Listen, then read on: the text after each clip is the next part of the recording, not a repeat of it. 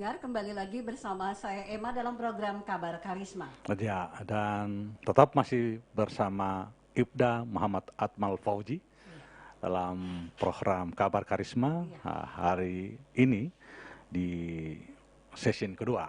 Iya, baik. Pak Terima kasih, Ustadz, Pak Atmal sering kali, bukan sering, di mana-mana saya lihat di YouTube maupun di media sosial yang diupload oleh banyak kalangan. Bapak selalu memberikan dakwah, bahkan masyarakat memanggilnya lebih banyak dipanggil Ustadz sih, ketimbang Pak Polisinya, Pak Kapolseknya, karena lebih familiar, lebih dikenal itu Ustadznya kan. Nah, COVID Corona ini apa kalau dari segi agama gitu? Dari segi agama itu apa makna datangnya atau makna mungkin ada hakikat atau apalah namanya, bisa Pak Ustadz jelaskan apa mungkin apa maksud dari Allah ini, atau apa bisa dikatakan apalah Pak ini ya, hikmah lah gitu, hikmah dari katakan hikmah dari virus COVID-19 ini menurut Pak Ustadz gitu. Iya, baik. Terima kasih Bunda. Ya, Terima kasih Kakanda. Memang saat ini kami, bukan saat ini, memang dari dulu kami banyak disebut dengan Ustadz. Bahkan ada yang mengistilahkan Uskom.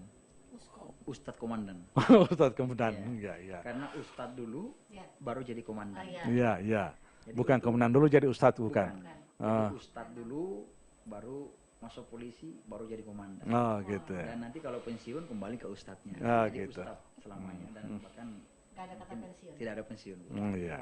Nah, baik, setelah tadi saya mendengarkan tadi bahwa bagaimana tentang dari segi penilaian dari segi agama tentang adanya COVID-19, apakah sebagai ada hikmah di balik kejadian ini. Kalau kita lihat dari segi hikmah, bahwa dengan adanya kejadian ini banyak kita yang sekarang ini kita cenderung lebih mendekatkan diri kepada Allah Tuhan Sang Maha Pencipta. Saat ini kita tidak punya daya apa-apa, tidak punya kekuatan apa-apa selain kita berserah diri kepadanya. Namun ada yang kami sering sampaikan dalam setiap pesan ceramah, kita jangan hanya berdoa saja, tanpa kita berusaha atau berikhtiar. Hendaknya harus diimbangi. Jangan kita pasrahkan hidup ini hanya Allah yang mengatur. Saya berani terhadap melawan dengan adanya virus ini tanpa kita lakukan ikhtiar tadi, berusaha untuk mencegah, memutuskan mata rantai tertularnya. Jadi sedang sementara kan rezeki kan kita tahu begitu, masyarakat tahu atau kita umat manusia ini tahu bahwa rezeki, mati, kubur dan jodoh itu urusan Allah. Kenapa kita takut dengan yang COVID Corona seperti ini? Gitu. Baik, betul. Nah, jadi untuk rezeki, jodoh, ajal memang di tangan Allah. Tapi ketika kita saat ini masih jauh dengan situasi atau kita merasa kita sehat, sebaiknya kita menjaga kesehatan itu yang diberikan oleh Allah sebagai Zat Maha Pencipta. Kenapa kita harus menjaga? Saya beri contoh kecil ketika terjadinya virus yang dulu dikenal dengan wabah taun. Wabah taun itu 10 kali lipat dibanding virus corona. Ketika dia kena di waktu pagi, maka orang itu akan meninggal di malam hari. Ketika dia kena di malam hari, maka meninggal di pagi hari. Ini dahsyatnya virus corona. Pada zaman itu khalifah bagi umat Islam dikenal dengan Khalifah Umar bin Khattab. Kemudian ia mengadakan rapat bersama dengan gubernur Mesir, Amr bin As. Mereka melakukan dialog bersama-sama, melakukan bagaimana penanganan wabah yang begitu besar ini, begitu bahaya wabah ini. Kena pagi, meninggal malam. Sehingga pada saat itu pemerintah saat itu mengambil inisiatif untuk melakukan isolasi, mengkarantina diri sehingga mereka lari ke gunung-gunung. Lari ke gunung-gunung untuk apa? Untuk tidak bertemu, memutuskan mata rantai tadi. Jadi kita saat ini diambil edukasi, bahwa diambil suatu ikhtiar bahwa pekerjaan yang dilakukan oleh Nabi zaman dahulu sekarang kita lakukan. Kita tidak bisa lari ke gunung-gunung. Tapi kita harus mengisolasi diri di rumah kita masing-masing. Untuk apa? Memutuskan dulu mata rantai ini. Jangan sampai tertular. Kembali kepada penularan tadi akhirnya akan menyebar kemana-mana. Ada yang bilang, Pak, kami kebal. Kami tidak akan kena lagi dengan virus itu. Oke, kalau dia menyatakan bahwa dia kebal dengan itu, kalau dia hanya pasrahkan semua kepada Allah tanpa melakukan ikhtiar, saya akan beri contoh seperti kita berdiri di hadapan seekor macan yang buas. Macan itu sudah kelaparan, belum makan. Dia berdiri di hadapan kita. Saya berkata, tidak usah khawatir. Allah yang mengatur hidup saya. Dan pasti yang maha kuasa. Kita pun adalah kepunyaan Allah. Sehingga kalau virus mau masuk kepada kita tanpa restu dari yang punya, maka tidak akan masuk.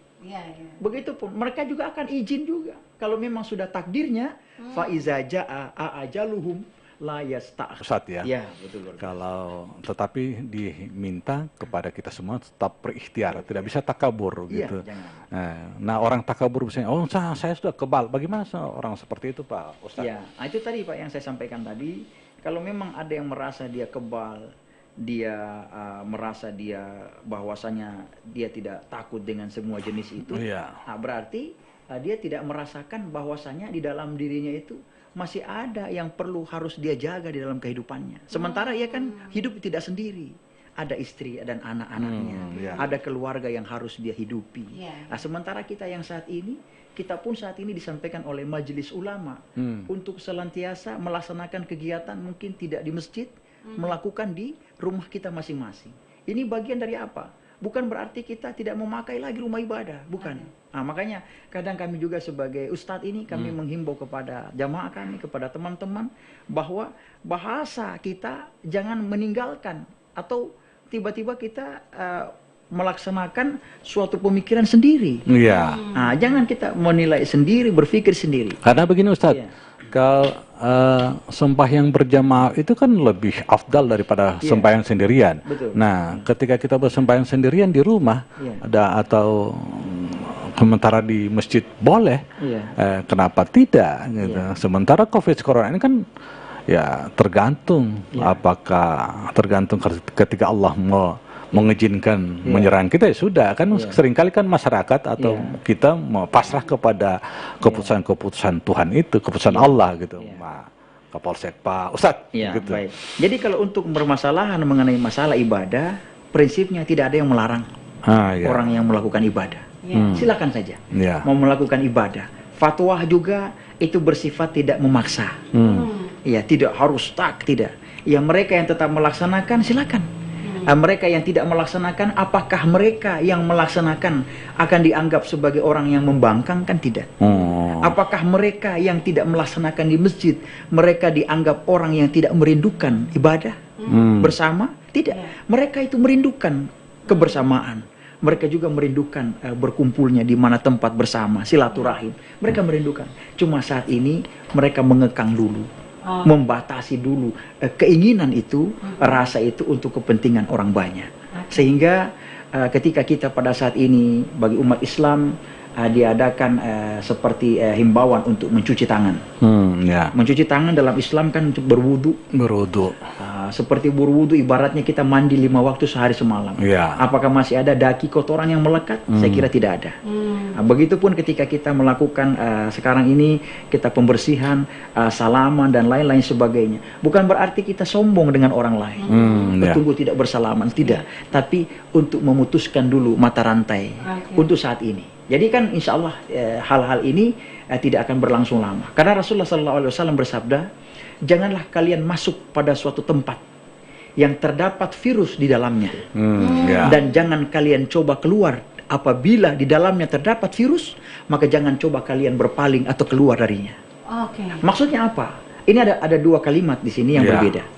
Yang pertama, ketika kalian jangan masuk pada suatu tempat yang terdapat virus di dalamnya, artinya seperti saat ini, jangan dulu ada yang pulang, jangan dulu ada yang mudik, jangan dulu ada yang datang kepada suatu tempat itu, karena jangan sampai dia akan menularkan atau tertular kepada orang lain atau dia membawanya. Ini yang pertama. Kemudian yang kedua, ketika kita ada di dalam kampung itu, jangan coba kita keluar, biarlah dia mendekam di situ. Dengan cara mengisolasi diri, menjaga jarak, dengan bersembunyi di mana tempat-tempat yang ia merasa tidak ada terkontaminasi dengan orang banyak. Ustadz, virus corona ini atau COVID-19 ini sangat meresahkan. Iya. Dan kadangkala masyarakat itu sendiri tidak tenang. Iya. Bahkan informasi saja pecahnya, katanya sudah pecah telur. Iya. Ini ribut di mana-mana. Iya. Dan masyarakat gelisah. Aduh, gimana itu? Bagaimana Ustadz menenangkan hati ini, Ustadz? Iya, baik. Gitu. Ya, untuk dari segi pandangan agama untuk kita menenangkan hati, maka kita sebaiknya ala bizikrillahi tatmainnal qulub. Dengan mengingat Allah, maka hati kita menjadi tenang. Karena dengan kegelisahan akan menambah tambahnya rasa sakit. Dengan ketenangan akan membawa keteduhan, kesejukan hati kita. Adapun yang kita buat bagaimana cara kita tenang, ya kita harus banyak berdoa. Banyak berzikir, melakukan kegiatan-kegiatan yang positif. Seperti saat ini kita dulu mungkin tidak biasanya berkumpul dengan keluarga. Sekarang kita lebih banyak menghabiskan bersama istri dan anak-anak tercinta. Kita dulu lebih banyak menghabiskan waktu untuk hura-hura, tapi saat ini rumah-rumah lebih jauh berarti. Sehingga sekarang banyak kita merasakan bahwa cuaca saja saat ini kita melihat cuacanya lebih dominan. Lebih kita merasakan bahwa ada kesejukan tersendiri dengan keadaan-keadaan yang saat ini. Maka kita jangan menilai dari segi negatifnya, tapi mari kita ambil positif daripada semua ini. Kalau toh memang ada makna teguran di situ, maka kita sebagai umat beragama, apapun agama kita, baik dia agama Islam, baik dia agama Kristen, agama Hindu, semua kami yakin menjadikan semua adanya hal-hal yang bersifat cobaan, tentu ada di antara kita umat-umat yang lalai. Makanya sebaiknya kita kembali kepada jati diri kita sebagai insan yang memiliki Tuhan Allah yang Maha Kuasa. Maka kita berdoa bahwa manusia tidak ada apa-apanya di hadapan Allah Subhanahu wa Ta'ala. Manusia tidak bisa angkuh, manusia juga tidak bisa dia sombong, tidak bisa takabur. Karena ada yang biasa, oh tidak, saya ini, punya kesehatan, punya ini, saya punya gaji, ilmu kebal, banyak ilmu kebal, kemudian saya juga saya punya gaji. Dan saat ini banyak kesian keluarga-keluarga kita yang mata pencahariannya yang tidak bekerja lagi. Tapi yakin semua orang punya gaji dan semua orang punya rezeki. Rezeki tidak akan pernah tertukar. Kita tidak tahu rezeki di mana berada, tapi rezeki tahu di mana kita berada. Allah menyiapkan itu di semua. Allah menyiapkan, yakinlah. Allah semua kebutuhan kita akan disiapkan oleh Allah. Allah sudah mengatur itu semua. Cuma keinginan kita belum tentu itu. Tentu kita. Dan sekarang saya lihat banyak etiket-etiket kebaik daripada tokoh-tokoh pemerintah yang saat ini menyisihkan gaji mereka, menyisihkan semua pendapatan mereka untuk orang-orang yang tidak mampu. Insya Allah, sesungguhnya orang yang paling baik di antara kamu khairun nas anfa'uhum linnas. Pernah ditanya kepada Rasulullah SAW, ya Rasulullah, bagaimana menurut kamu orang yang paling baik di antara kita ini? Apakah mereka yang ibadahnya banyak? Apakah mereka yang melaksanakan semua ibadahnya banyak? Apa jawab Rasulullah? Khairun nas anfa'uhum linnas. Orang yang paling baik di antara kamu bukanlah mereka yang banyak amal ibadahnya, tapi yang paling baik di antara kamu adalah manusia yang bermanfaat bagi manusia yang lain. Luar biasa. Jadi manfaat-manfaat yang dilakukan oleh para tokoh-tokoh kita, tokoh pemerintah, para gubernur, bupati, dan lain-lain sebagainya. Para tokoh-tokoh yang ada menyisihkan sebagian rezeki, insya Allah tidak terputus di situ saja. Kalau perlu kita doakan mereka semakin sehat, semakin kuat, dan semakin menyebar rezeki yang mereka bagikan kepada orang-orang yang tidak mampu. Insya Allah. Dan kalau kita lihat bahwa dalam sejarah, dalam berbagai hikayat yang muncul, yang kita dengar bahwa virus seperti ini bukan seperti Ustadz sampaikan tadi, bukan saja virus corona, tetapi ada yang lebih mematikan lagi, wabah tahun tadi itu. Nah, sehingga kita tidak perlu sampai ketakutan yang berlebihan, tetapi ikhtiar itu penting juga. Ikhtiar itu lebih penting karena dengan ikhtiar, bukan dengan kita berikhtiar, maka insya Allah kita akan mendapatkan keselamatan dalam. Nah, seperti kita jalan di tengah jalan, kalau kita tidak ikhtiar, tidak jalan ke pinggir, pasti ditabrak mobil dong. Sudah urusan mati kan urusan Tuhan kan, kadang-kadang begitu kan. Dan jangan teman-teman. Saya masih butuh padar. Iya, itu yang menjadi masalah juga kan, kadang-kala terlalu nekat gitu kan. Nah, bagaimana itu gitu bisa. Nah, itulah yang saya sampaikan tadi, bahwasanya ketika kita kembali kepada kehidupan ini, kita sebenarnya jangan harus berpasrah dalam kehidupan. Iya. Karena nasib bukanlah suatu takdir. Nah, iya, iya. Ya. Kalau nasib itu bukan takdir Allah. Kadang orang biasa sudah begini Pak nasib saya. Padahal hanya ada kemalasan saja dalam diri. Tapi ketika dia berusaha, Allah akan membuka pintu rezeki kepadanya. Nah, pernah suatu hari, suatu ketika yang diriwayatkan bahwa ada seorang orang itu susah, bukan main. Dia susah, suami istri susah. Sampai dia datang kepada Nabi Musa, dia meminta, wahai Musa, engkau berdoa kepada Allah, tolong aku diberikan sedikit harta. Akhirnya Allah memerintahkan untuk diberikan rezeki kepada suami istri tadi. Setelah diberikan istri kepada suami istri tadi, kemudian Allah memerintahkan kepada Musa, sampaikan kepada mereka, aku berikan harta hanya 1 tahun saja. Ya. Setahun saja. Setelah setahun itu mereka akan jatuh miskin. Setelah itu aku tarik harta itu. Tapi tidak disadari ketika suami istri ini diberikan harta, mereka menerima harta itu, mereka bagi, Bunda. Dia bagi kepada orang susah. Dia berikan sedekah kepada orang lain. Setelah dia berikan, istrinya bilang kepada suaminya, Pak, kita udah mau habis rezeki kita, udah mau habis tahun ini, udah mau selesai. Nah, sekarang kadang suami istri kadang tidak cocok. Nah, kadang, Pak jangan dulu, kurang dulu, harus tahan dulu, Pak. Gitu. Nah, tapi pada saat itu mereka menyampaikan hal itu, kita sudah mau selesai, tahunnya habis Pak, waktunya. Bagaimana Mak? Makin genjot, kita bagi lagi kepada orang. Setelah 1 tahun berlalu, Nabi Musa heran melihat orang ini tidak pernah miskin. Melihat orang ini kok makin lama makin kaya. Tidak pernah susah, tidak pernah miskin. Nabi Musa berdoa, ya Allah, kenapa orang ini tidak pernah susah? Bukankah engkau dulu mengatakan bahwa 1 tahun saja engkau akan tarik, dia akan susah kembali. Akhirnya Allah menyampaikan, bagaimana aku akan melihat mereka susah. Kekayaan yang aku beli 1 pintu kepada mereka sudah saya tarik. Tapi mereka selama saya beri 1 pintu itu, mereka membuka pintu kekayaan yang lain. Dengan apa? Dengan saya berikan sedekah. Mereka berikan sedekah kepada orang lain, terbuka pintu 2 kekayaan. Saya berikan kepada rumah ibadah, kepada orang-orang yang membutuhkan 2 pintu, ketiga pintu. Akhirnya 1 pintu yang saya tutup darinya, dia buka pintu kekayaan yang lain. Sehingga dia tidak pernah miskin dan dia kaya untuk selamanya. Nah, itu luar biasa. Jadi itulah jangan berpasrah, ikhtiar. Ikhtiar dan Cari. jangan juga takut memberi sedekah. Ya. Dan jangan takut juga memberi bantuan kepada masyarakat lain. Amin. Iya kan begitu. Apalagi di COVID-19 virus corona seperti ini, virus COVID-19, kadang-kala kita menahan diri, baru kita. Kemudian orang lain gitu. Asal jangan tahan lapar, keroncongan nanti. Tetapi berbagi itu penting gitu. Berbagi kelebihan itu penting juga. Nah, saatnya, ini saatnya. Saatnya untuk berbagi, saatnya untuk kita, apalagi saat ini kita umat Islam, sebentar lagi akan bertemu dengan bulan suci Ramadan. Nah, insya Allah, siapa tahu nanti besok atau lusa tiba-tiba ada imbauan untuk berakhir. Bisa jadi. Tidak ada yang mungkin. Ya, bisa jadi Allah memberikan peringatan kepada kita. Bahwa aku datangkan virus COVID-19 ini untuk mengingatkan kau untuk lebih dekat kepada aku mungkin. Seperti lagu saya, anugerah dan bencana adalah kehendaknya. Bukan lagunya Ustadz itu, lagunya Ebit Gade. Ebit Gade saya nyanyikan. Lagu Ebit kita menyanyikan. Iya. Kita coba, saya favorit dengan dia. Iya. Saya coba dalam untayan lagu, saya nyanyikan itu. Adalah kehendaknya, kita mesti tabah menjalani. Hanya cambuk kecil saja. Cambuk kecil ya berupa ujian. Kadang kita kadang kita dalam kehidupan biasa berjalan angkuh. Tiba-tiba Allah kasih teguran dengan batu kecil saja.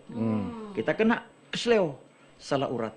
Jangan kita salahkan batu. Wah, ini batu ini. Bukan. Nah, kita introspeksi diri. Apa yang kita lakukan sebenarnya? Harusnya kita lebih jujur pada diri sendiri ya. Lebih banyak merenung, lebih banyak. Kalau ketika saya sudah sampaikan juga sama Emma waktu dialog kemarin, ketika dialog dengan orang lain, ketika saya dengan Ustadz begini, dialog kadang-kala kejujuran Ustadz tidak ada. Tidak jujur kita pada diri sendiri. Kalau berdialog begini, bicara dengan Ustadz, saya tidak jujur. Ustadz juga tidak akan jujur. Tetapi kalau bicara dengan sendiri, merenung, introspeksi, pasti Anda akan jujur pada diri sendiri. Makanya ada kalimat, saya bertanya kepada Anda, jangan mulut yang menjawab. Silakan hati Anda yang menjawab. Karena kalau mulut bisa berdusta, tapi kalau hati jangan ada dusta di antara. Oleh sebab itu perlu introspeksi diri ya. Perlu gitu. Nah, itulah dalam kehidupan kita. Karena kita tidak perlu menyalahkan alam. Ada apa kejadian ini ya? Walanabluwannakum bisyai'im minal khaufi wal ju'i. Sungguh benar kata Allah, aku akan menguji hamba. Ini Allah menjelaskan dalam surah Al-Baqarah ayat 155. Walanabluwannakum bisyai'im minal khaufi wal ju'i. Sungguh benar kata Allah, aku akan menguji hamba aku dengan sesuatu. Yang pertama minal khauf, ketakutan. Nah, ketakutan saat ini. Takut. Khawatiran kita. Kadang-kadang takut kita kadang kehabisan barang, makanan, tidak bisa kita dapat, kita beli di toko-toko orang sudah borong semuanya. Kadang kita gelisah kalau saya keluar nanti tiba-tiba saya bertemu dengan virus ini. Karena kita tidak bisa melawan, karena virus ini tidak dalam bentuk wujud manusia. Ya. Dia tidak dalam bentuk yang terlihat. Makanya saat ini kita bagaimana cara kita semaksimalnya. Kalau toh kita sudah berikhtiar, kita sudah berdoa, toh kalau juga tetap harus kena, ya bagaimana lagi? Kita sudah, sebagaimana disampaikan Kakanda tadi, hanya asbab saja. Iya, asbab saja. Penyebab saja. Jadi ada kadang orang bilang, ini mati tidak wajar. Ini mati tidak pantas. Padahal sudah jelas dalam Al-Quran, aina matakun yudrikumul mautu walau kuntum fi burujim musayyada. Di mana saja kamu bersembunyi, di mana saja kamu berada, dalam benteng yang kokoh, dalam lubang, dalam gua, di mana saja. Kalau sudah saatnya maut menjemput, maka meninggal pada saat itu. Dan kematian tidak bisa dipilih. Tidak bisa. Tidak bisa mau mati, saya mau mati di rumah saja. Tidak bisa. Atau mati jatuh di pesawat. Ya. Seperti kehidupan kita tidak bisa, tidak kita pilih. Ya. Saya mau lahir dari Ibu Megawati. Ya. Kan hidup ini bukan pilihan. Kalau hanya boleh memilih, ya. Kakanda juga boleh memilih. Ya. Saya kalau memilih, saya akan berdoa, ya Allah, lahirkan saya dari seorang keturunan seorang Khalifah Umar bin Khattab, yang langkah kakinya setan pun lari mendengar bunyi. Saya akan meminta. Tapi saya lahir dari kandungan ibu saya yang orang biasa, orang susah. Ayah saya seorang tentara, seorang militer yang mendidik saya dengan karakter militer. Saya tidak bisa mulai memilih, tapi karena inilah hidup yang harus kita jalani. Tapi alhamdulillah Ustadz, bahwa meskipun ibu Anda yang sederhana, hanya seorang ibu rumah tangga, tetapi Allah menitipkan satu, Ustadz, kasih sayang. Iya. Itulah kalau tanpa kasih sayang, Masya Allah. Atmal Fauji bukan menjadi seorang kapolsek. Atmal Fauji bukan menjadi seorang ustadz. Saya ini juga seorang ustadz juga. Enggak juga. Iya, kan? Karena dia kan beliau simpan hubungan juga. Enggak juga. Iya. Kalau tidak ada kasih sayang, pasti Anda dibuang di got. Betul. Dibungkus, dibuang di got, di kloset dan sebagainya. Betul. Tapi alhamdulillah Allah menitipkan kasih sayang terhadap ibu Anda. Itulah. Dan oleh sebab itu kita harus bersyukur atas itu semua. Nah, Ustaz ya. Betul. Jangan kadang-kadang kalau hidup ini adalah pilihan, maka saya tidak mau dilahirkan oleh ibu saya karena ibu saya susah. Iya. Tetapi Allah menitipkan kasih sayang terhadap. Dan itulah sifat Allah. Iya. Kasih sayang adalah titisan Allah. Makanya kalau kita mau lihat, Allah tidak ada di mana, Allah ada setiap saat. Ya. Allah, lihatlah ibumu ketika ibu merangkulmu, memelukmu, dia membesarkanmu. Dia tidak melihat kamu, dan dia ketika kau besar, dia tidak akan tinggal di rumahmu. Dia walaupun dia susah, dia akan kembali ke rumahnya. Dan dia tidak akan mau mengemis kepadamu, walaupun engkau memaksakan menyiapkan makanan yang enak, dia tetap suka makanan yang dulu. Apapun kayak saya, seperti saya bunda, Kakanda saya, apapun jabatan saya, ketika saya pulang, dia hanya menganggap saya sebagai bocah kesayangannya dulu. Menyampaikan ini anak mama, di sini nak, tetap saya bocah kesayangannya dulu. Makanya saya kadang bersedih, saya meneteskan air mata. Saya menyampaikan kalau berbicara masalah orang tua, kadang saya menangis gitu. Karena saya sering menyampaikan pada ibu saya, tangannya sekarang kan sudah rentan, sudah tidak sama dengan dulu. Saya bisik ke telinganya, saya bisik, wahai ibu, tanganmu dulu yang begitu gagah perkasa, yang begitu aku lahir, engkau menyerahkan aku kepada ayah untuk mengazankan aku lahir. Tanganmu dulu yang kuat, yang menimbang, menggendong aku, menyanyikan aku, mengajikan aku lagu yang luar biasa sehingga aku tertidur lelap. Tapi sekarang tanganmu sudah rentan tua, tunggu suatu saat nanti engkau kembali kepada Allah, bergantian tangan anakmu yang akan mengangkatmu pertama kali tanpa orang lain. Kemudian yang ketiga saya sampaikan pada ibu saya, ibu, tanganmu dulu yang menggendong aku ketika aku tidak bisa berjalan. Engkau memapa kemana aku pergi. Tapi tunggu suatu saat engkau tua ibu, engkau tidak bisa berjalan lagi, naiklah ke belakang pundak anakmu, aku akan bawa kemanapun engkau pergi. Ada orang biasa malu, orang tuanya sakit, dia tidak mau mengakui orang tuanya. Bahkan orang tua merasakan bahwa anakku sudah lupa dengan aku. Ia lebih jalan ke mall-mall daripada rumah ibunya yang cuma dekat dengan pelopok matanya. Makanya saya sebagai anak yang saat ini, ya kita adalah kebaikan karena ridallahi firdallahi walidayhi. Suhtullah fi suhtil walidain. Keridaan Allah yang Maha Kuasa tergantung pada kedua orang tua, dan kemurkaan Allah yang Maha Kuasa tergantung pada kemurkaan orang tua. Makanya tadi saya dengar Kakanda sudah memancing tentang keadaan orang tua ini, ya jadi saya hampir meneteskan air mata. Beliau tahu membawa suasana, bisa menjadi sedih, bisa membawa beliau memang luar biasa. Iya.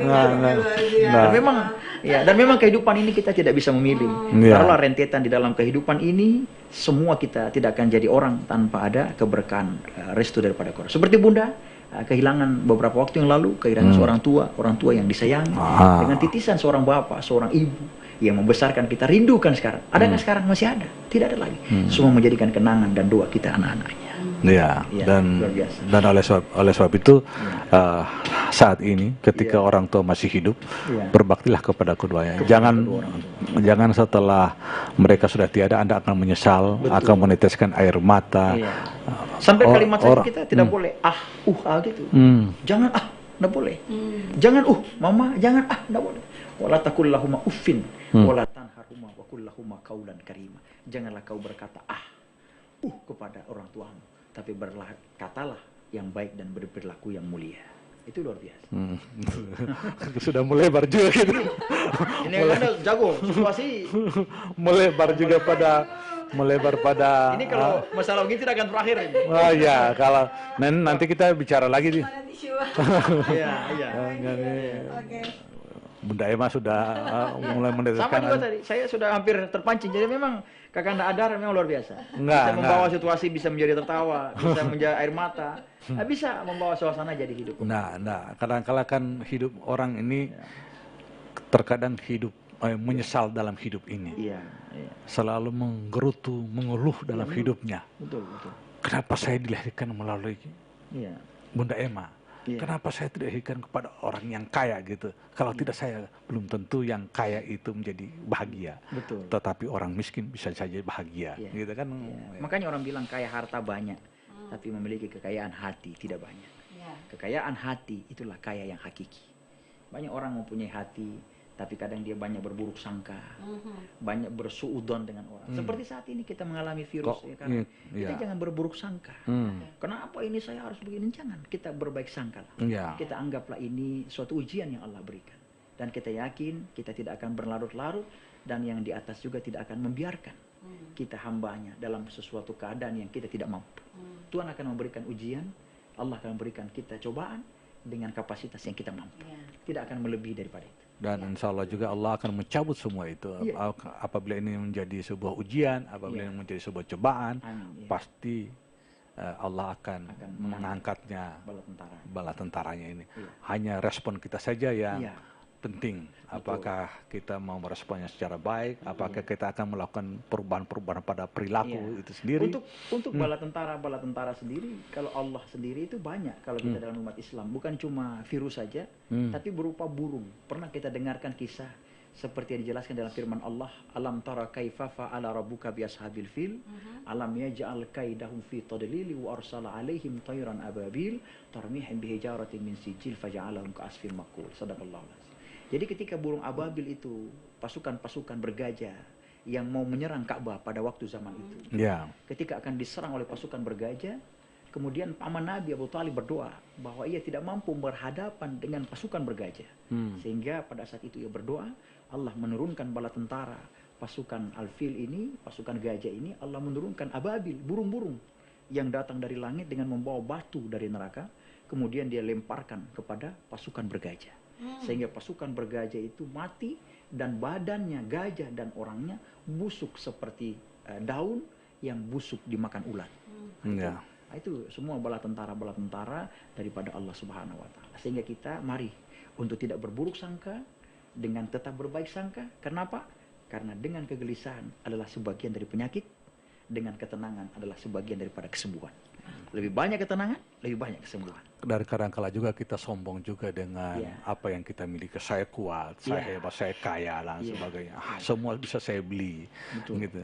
Sedikit saja virus ini kecil ini, kita semua goncang. Dunia goncang gitu. Makanya saya sampaikan ke Anda, Bunda, kalau kita dalam kehidupan ini, mari kita mengintrospeksi diri. Kalau kita bergantung pada satu tiang yang kuat, Kita bersandar pada satu dinding yang kokoh. Kita mengandalkan salah satu manusia yang memiliki jabatan, memiliki kedudukan, memiliki pangkat. Kita andalkan dia. Saya punya om yang besar pangkatnya. Saya punya keluarga yang tinggi pangkatnya. Saya punya rumah yang besar, saya bersandar. Yakin. Suatu saat kita bergantung pada tiang tadi yang kita anggap kuat, tiang itu patah. Maka kita pasti jatuh. Kita bersandar pada dinding yang kita anggap dia kokoh. Ketika dinding itu rubuh, maka kita pasti rubuh. Ketika mereka yang memiliki jabatan, harta, mereka jatuh miskin. Mereka dari pangkat pensiun. Mereka meninggal, habis kita yang mengandalkan tadi. Tapi coba kalau kita mengandalkan yang Maha Kuasa. Ia tidak pernah patah. Ia tidak pernah rubuh. Dan ia tidak pernah miskin. Dia Maha Kaya, Maha segalanya. Nah, makanya tadi yang Kanda sampaikan, kita bergantung pada siapa? Ya kembalilah kepada Allah Jalla Jalla. Itulah semua kepada Allah. Mana apa yang disampaikan, apa yang kita nikmati saat ini di muka bumi adalah menjadi sebuah titipan Allah Subhanahu wa taala, dan kita hanya diminta untuk selalu bersyukur atas pemberian ini, termasuk pangkat, kedudukan yang diberikan oleh Allah hanya titipan Allah yang suatu saat akan dicabut. Apakah itu dicabut oleh Allah, kita meninggal, atau dicabut oleh kemudian kita sendiri. Kapolda. Jadi makanya jangan sombong kan. Biasanya kan orang punya bisul di ketiak itu akan pecah dia apabila mengingat kematian. Ketika dia mengingat kematian, pasti bisul-bisul akan pecah. Bisul di ketiak. Dan kehidupan ini dua. Pangkat yang paling tinggi adalah pensiun, dan titel yang paling rendah adalah almarhum. Kematian. Mau pasti akan mengalami. Sehingga apa yang disampaikan dalam Al-Quran, fabi ayyi ala rabbikuma tukadziban. Nikmat Allah yang manakah yang kalian dustakan? Kadang kita sehat, bilang sakit. Kadang kita mampu, bilang tidak mampu. Kadang kita balik keadaan dari keadaan yang sebenarnya. Makanya mungkin ini adalah bagian daripada sedikit ujian dari Allah Subhanahu wa taala. Kau meniadakan yang ada, dan kita sering kali meniadakan yang ada. Ada, tapi kita bilang tidak ada. Dan sehingga Allah akan meniadakan juga. Dan hati-hati seperti itu. Sepertinya kita sudah banyak hal yang harus kita dalam kabar karisma hari ini. Dan masih banyak hal yang harus kita bicarakan dengan Ustadz Atmal Fauji. Dan insya Allah kita akan ketemu lagi di ruang dan kesempatan yang sama juga. Dan insya Allah tinggal kesediaan Kapolsek saja Pak Ustadz untuk bisa sama-sama dengan kita. Ramadan juga boleh ya kan. Tausiah bisa memberikan dalam dialog Ramadan. Dialog Ramadan kita akan membuka tentang berbagai macam hal yang akan kita sampaikan kepada masyarakat, menjadi sebuah referensi atau menjadi itibar bagi kita semua gitu. Dan terima kasih juga Pak Kapolsek, Pak Ustadz Muhammad Atmal Fauji yang telah berkesempatan mengisi ruang kita pada saat ini dalam ruang kabar karisma. Semoga apa yang kita sampaikan, semoga apa yang disampaikan oleh Pak Ustadz, oleh Kapolsek Dungingi bisa bermanfaat bagi masyarakat kita gitu, terutama di Kota Gorontalo ini, di Gorontalo khususnya. Dan mohon maaf apabila ada hal-hal yang berlebih. Kami atas nama kru Karisma dan mungkin juga Pak Kapolsek bisa menyampaikan permohonan maaf juga, menyampaikan permohonan maaf juga kepada masyarakat, gitu ya. Dan akhirnya saya Adhar, dan saya Emma, undur diri dari ruang dengar Anda. Mohon maaf atas segala kekurangannya. Assalamualaikum warahmatullahi wabarakatuh. Salam Karisma.